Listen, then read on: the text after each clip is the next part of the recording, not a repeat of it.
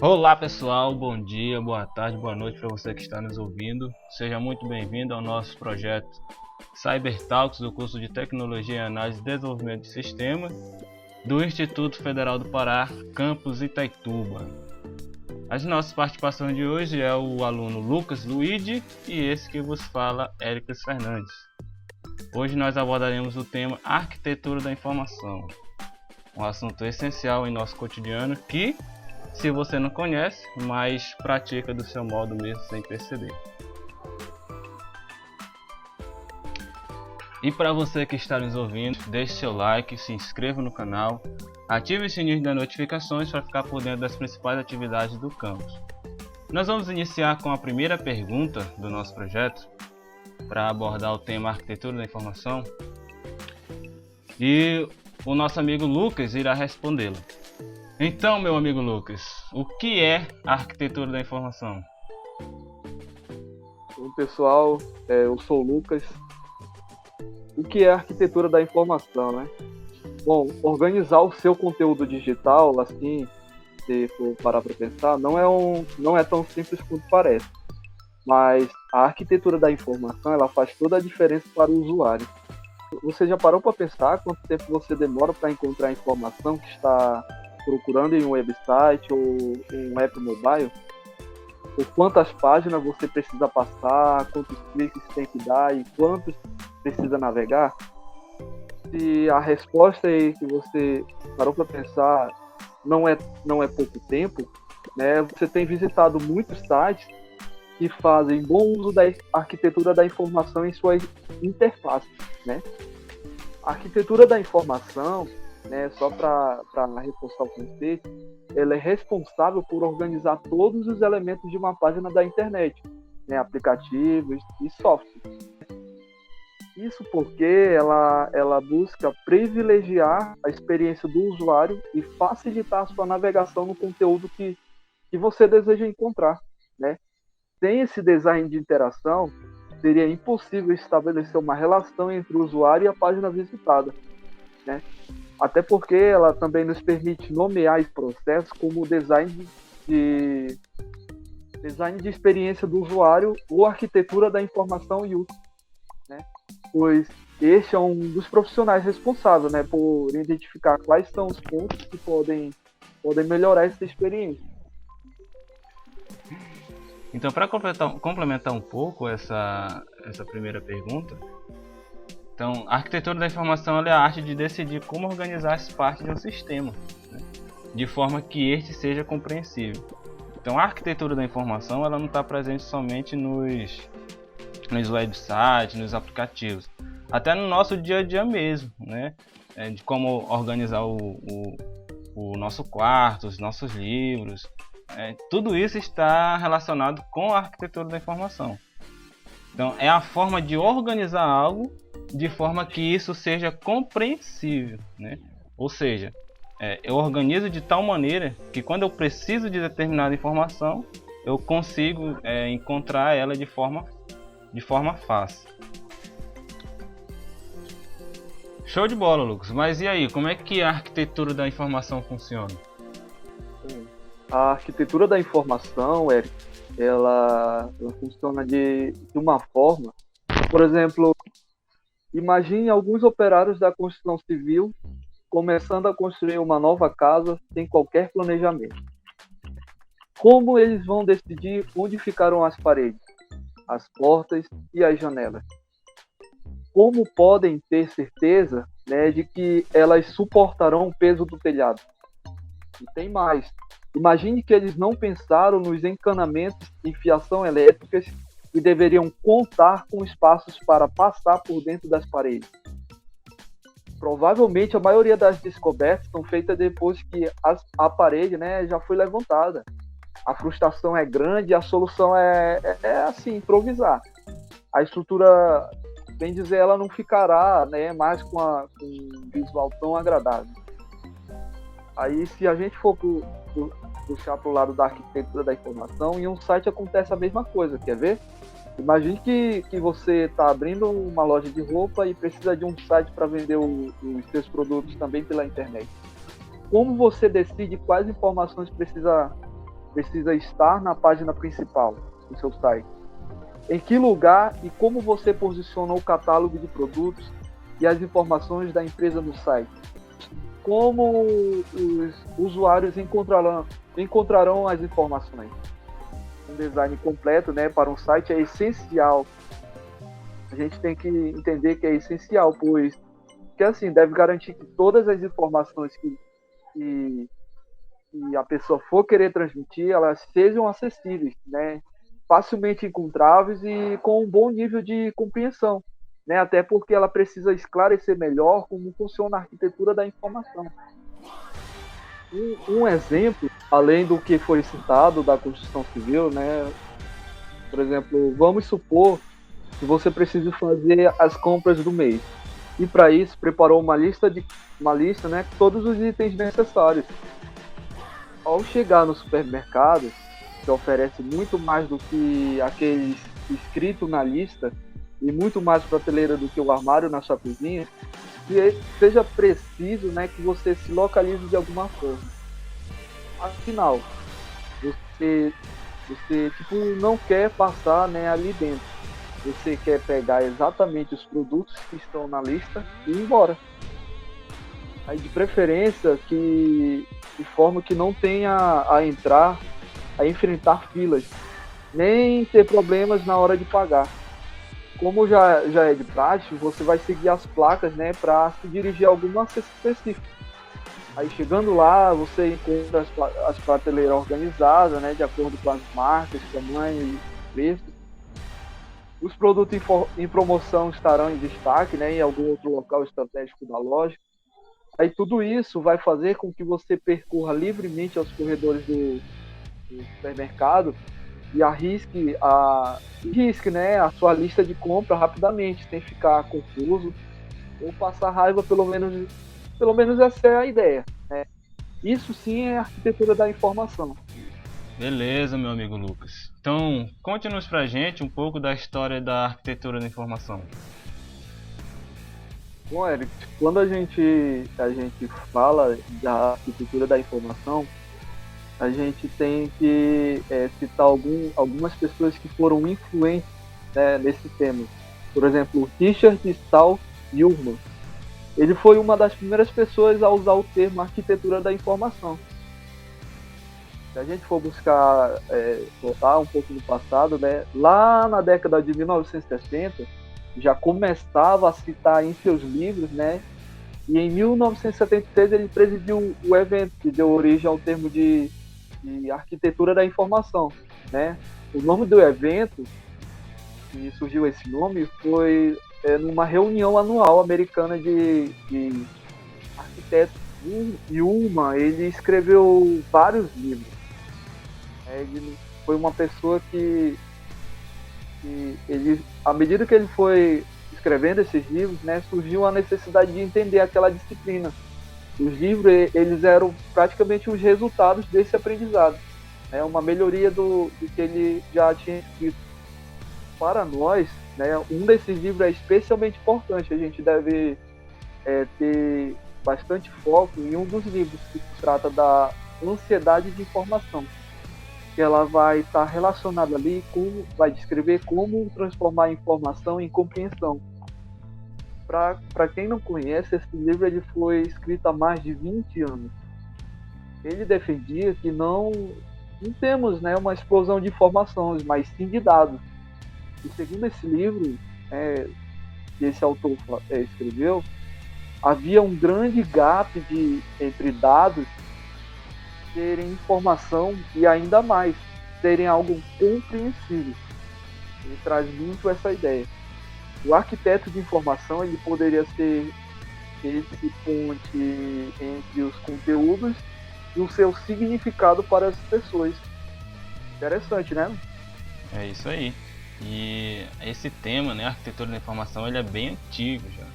Então, assim, desde que o mundo é mundo, né, como diz o pessoal aí, o ser humano ele já tenta se comunicar de alguma forma, né, procura se comunicar de alguma forma. Há exemplo, por exemplo, da biblioteca de Alexandria do Antigo Egito, no ano 330 a.C. Essa biblioteca ela listou o seu conteúdo de uma bibliografia em 120 rolos, assim, para facilitar o encontro a localização de determinados conteúdos. E mais recentemente também o sistema decimal de Dewar e a classificação da biblioteca do Congresso foram desenvolvidos para organizar e acessar melhor as coleções cada vez maiores da biblioteca. Então, é um assunto bastante antigo que, na verdade, querendo ou não, todos nós usamos no nosso dia a dia. Beleza, Lucas. Então, para conceituar esse tema, arquitetura da informação, fale para a gente aí alguns dos conceitos desse tema. Bom, Eric, a arquitetura da informação é amplamente definida como um modelo, ou praticamente a prática, né, de construir um modelo para um espaço de informações ou um conjunto de informações que é organizado, né, e gerenciado em um conjunto. Esse modelo ele descreve as regras de como essas informações ela devem ser mantidas, ligadas, acessadas e apresentadas. Para descrever, por exemplo, um IA, né, com mais precisão possível, no entanto, você precisa usar alguns conceitos da arquitetura da informação. Por exemplo, Rosenfield, eles são autores de um livro intitulado Arquitetura da Informação, né, para o World Wide Web. A capa do livro, né, como outras publicações da O'Reilly, apresenta o desenho de um animal. Devido à sua popularidade na comunidade IA, o livro ele é conhecido principalmente em referência a esse animal, né, como o livro do osso polar. Muitos profissionais de IA, né, eles fazem referência a este livro e a seus autores, né, como autoridades na definição e descrição da arquitetura da informação. Na edição de 2002, os autores eles afirmam que a arquitetura da informação consiste em 3 círculos conceituais, que são conteúdo, usuário e contexto. O conteúdo ele permite, né, incluir dados numéricos, imagens e vídeos. Os usuários, eles são o público-alvo da informação, com a IA incluindo a experiência, né, do público e como os membros do público procuram as informações. Por exemplo, um comportamento, né, de busca de informações.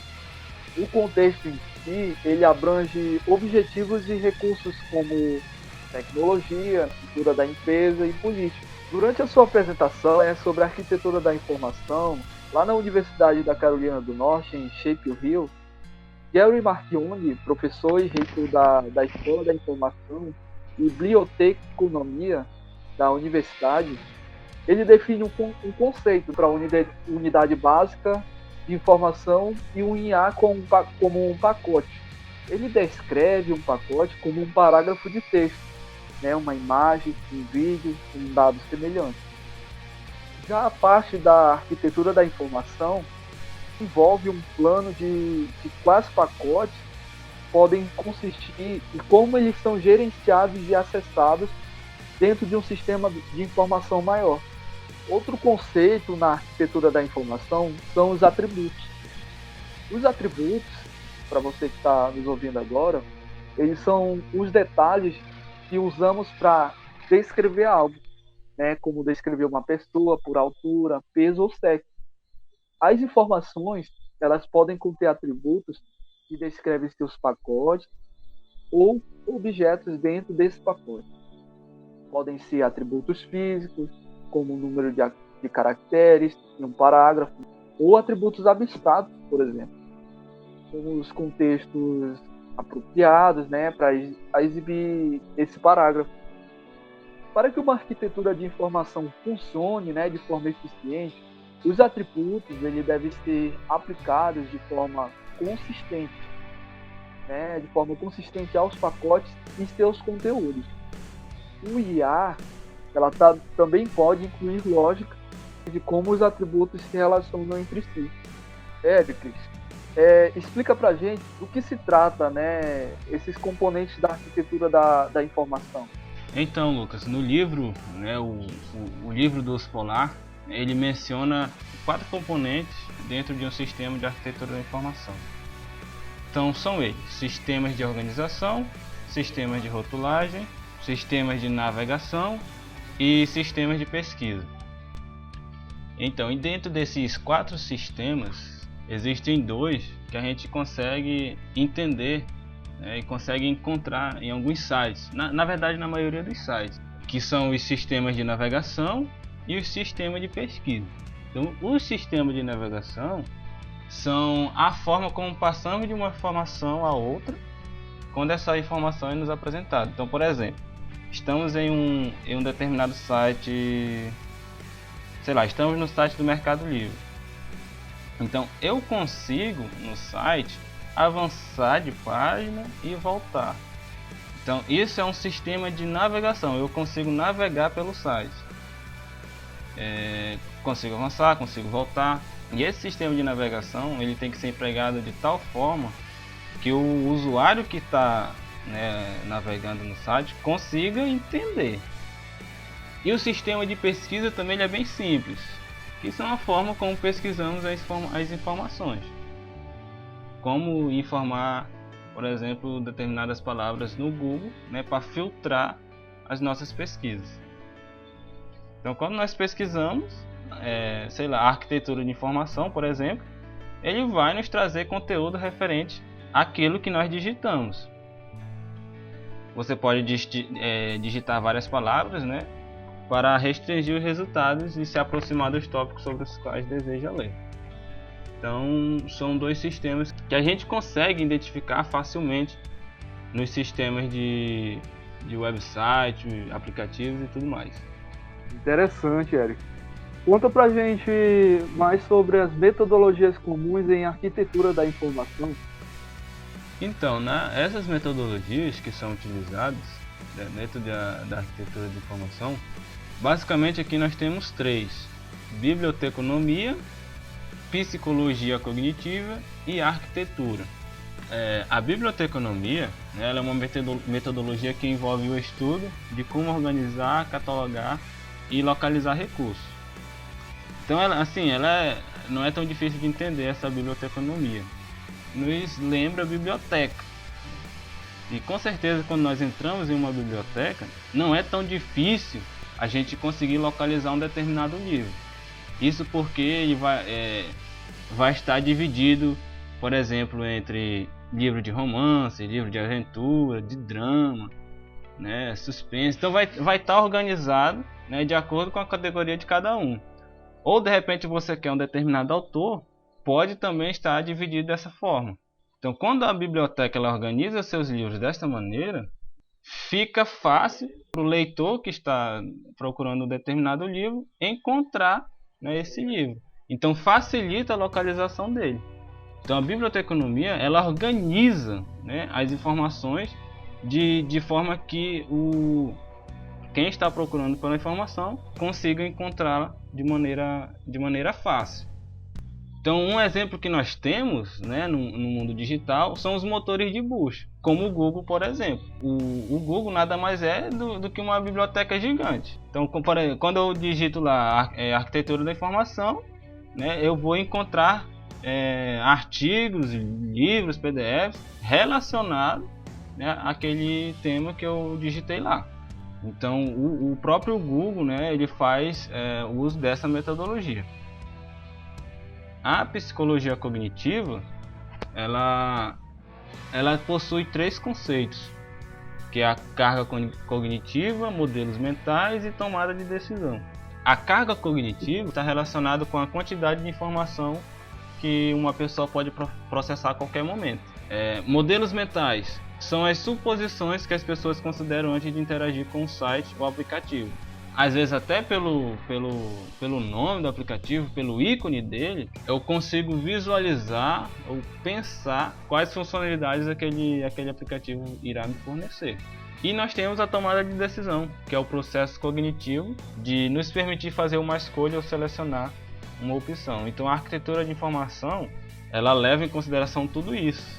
A metodologia de arquitetura pode ser organizada em 5 maneiras. Localização é quando uma informação ela vem de diferentes fontes, né, de diferentes locais, como por exemplo o vinho francês. Ela pode ser organizada de forma alfabética, quando existe a informação em grande volume de dados, por exemplo uma lista telefônica. Temos também um tempo, quando existe informação onde uma duração fixa é prevalente, por exemplo uma reunião de 2 horas. Ela pode ser ainda organizada em categoria, quando uma informação ela é agrupada de forma óbvia, como um formato de tópico, e também pode ser organizada de forma hierárquica, quando podemos agrupar informações de forma ilustrativa.